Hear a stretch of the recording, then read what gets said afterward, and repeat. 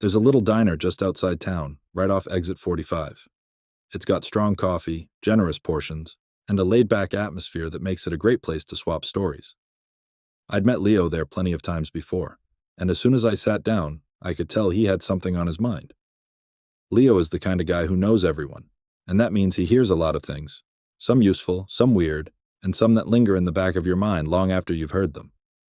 Today, as he stirred his coffee, he told me he'd been talking to an old law enforcement buddy of his about what I saw at Elmwood Park. His friend immediately thought of a string of strange reports from the 1990s. Back then, Leo said between bites of hash browns, Elmwood was always a great place during the day. But at night, different story. Sure, there was the usual stuff, kids sneaking out, underage drinking, that kind of thing.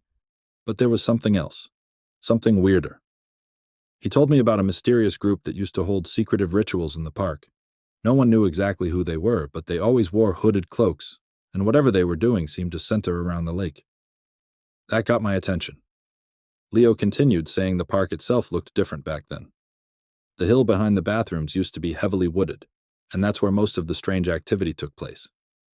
It was where people would sneak off to do things they didn't want to be seen doing, and apparently they left behind some odd things. Leo's friend remembered finding all kinds of junk thrown up into the trees, clothes, shoes, even a kid's bike wedged high in the branches. But the worst discovery came from a report by a local mother. Her son and a friend had been exploring the wooded area when they stumbled onto something strange, something they were too scared to describe over the phone. When Leo's friend went to check it out, he found what could only be described as an altar, a structure made of branches and vines, woven together in an unnatural way. But the worst part wasn't the altar itself. It was what surrounded it. Algae. A lot of algae. It was as if someone had dragged heavy buckets of stagnant lake water up into the woods and poured it around the site. The whole place stank of decay. Not illegal, but definitely unnerving. Shortly after that, the city cut down all the trees, landscaped the area into a smooth hill, and the strange reports mostly stopped. Mostly. Leo leaned back in his chair and tapped his fork against his plate. Now, I don't know if what you saw the other night is connected, but it sure is a weird coincidence, he said. I agreed. But before I could dwell on it too long, Leo smirked and shook his head. You know, all this talk about weird stuff reminds me of another story, he said. You ever hear about the fish mask burglar? I hadn't. Leo grinned. Oh, you're gonna love this one. A few years back, there was a string of burglaries in town. At first, nothing stood out. Just your typical break-ins. Windows smashed, valuables stolen. But then, one of the victims handed over security camera footage.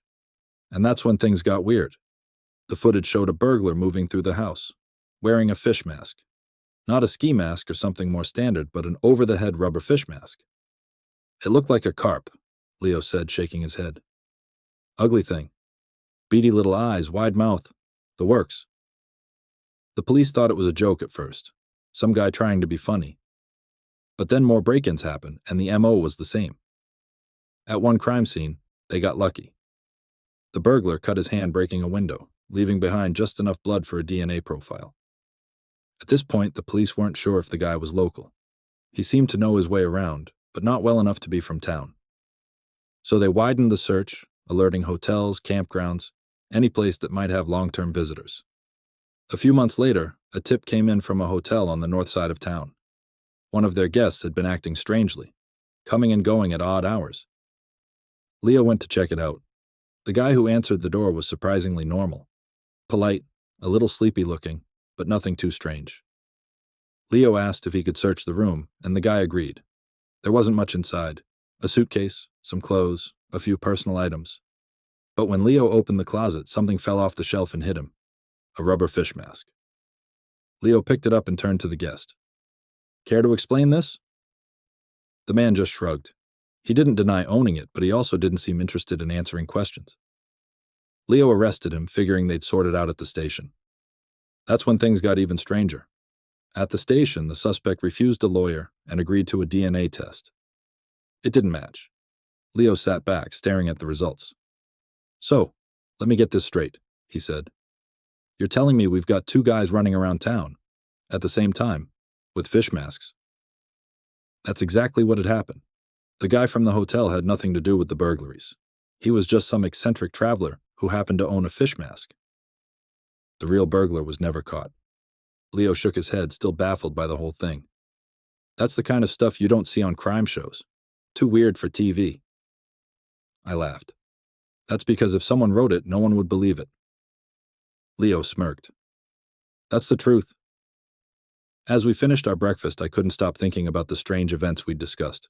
Hooded figures at the lake, algae-covered altars in the woods.